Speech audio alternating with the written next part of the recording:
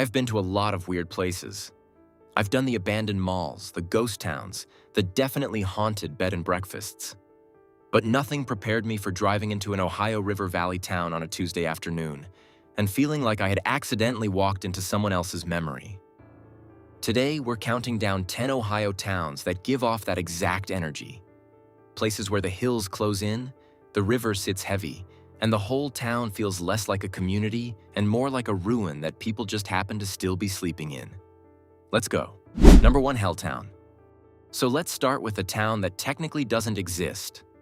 The government bought out every single resident of Helltown back in the 1970s, bulldozed the buildings, handed the land to the National Park Service, and said, "Done. Gone. Forget it ever happened." But here's the catch. You drive into Boston Township in Summit County, and there are still foundations sitting in the woods. Roads that just stop. A cemetery the Park Service quietly maintains. The trees grew back around old driveways, but they didn't erase them. They just swallowed them whole. And that's where the legends came from. Satanists, mutants, a school bus full of kids that vanished. None of it's real. But the anger that created those stories, the feeling of watching your whole neighborhood get erased by paperwork, that part is completely real. Because here's the thing about Helltown. It doesn't feel like nature.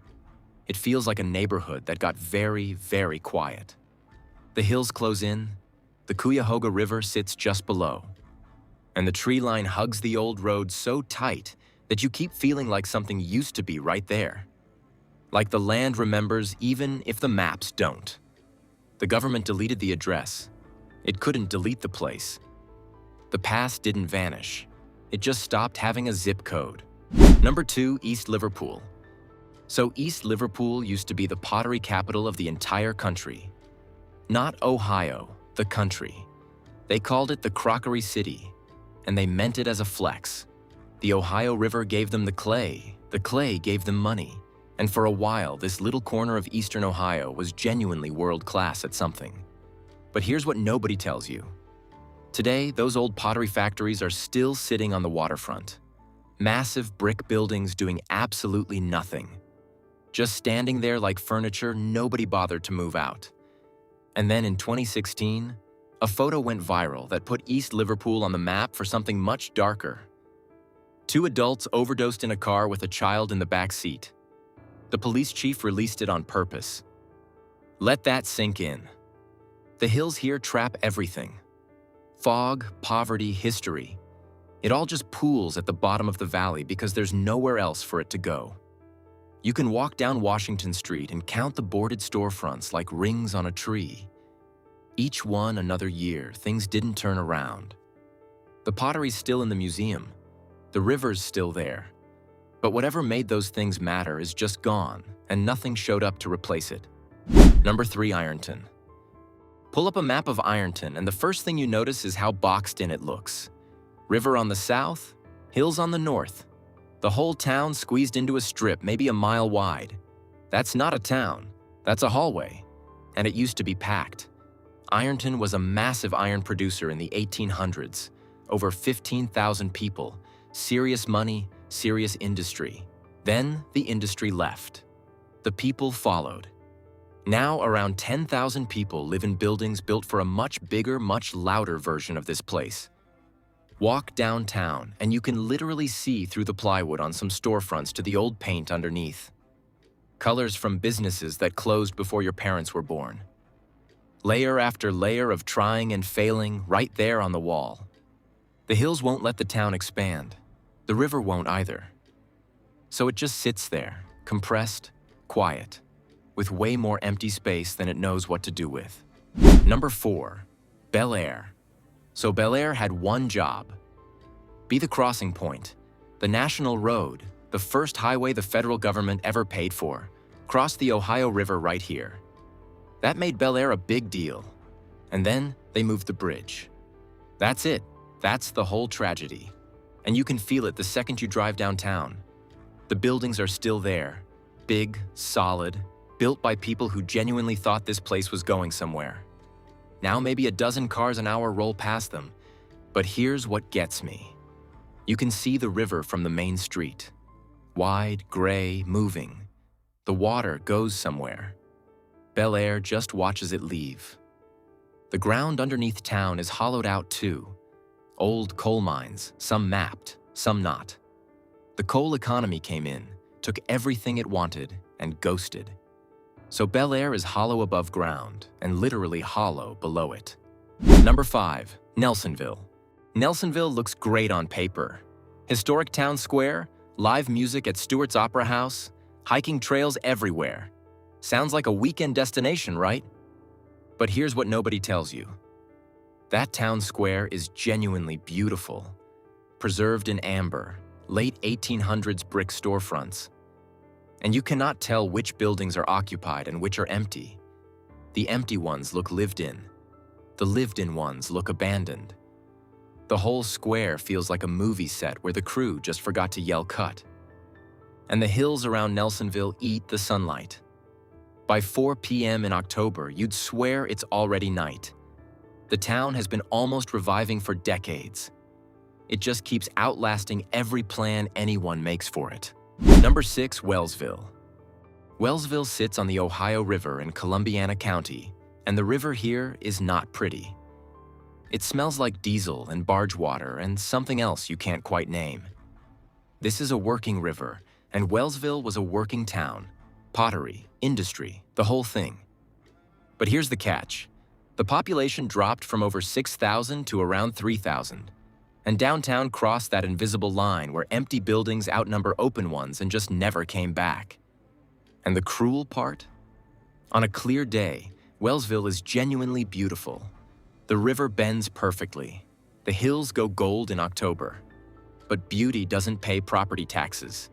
And the river keeps moving past like it doesn't even notice. Number 7, Ashtabula. Ashtabula is the odd one out on this list because it's not an Ohio River town. It's a Lake Erie town. But the water does the exact same thing. It just does it colder and with more wind. Lake Erie here is enormous and gray, and you cannot see across it. That matters.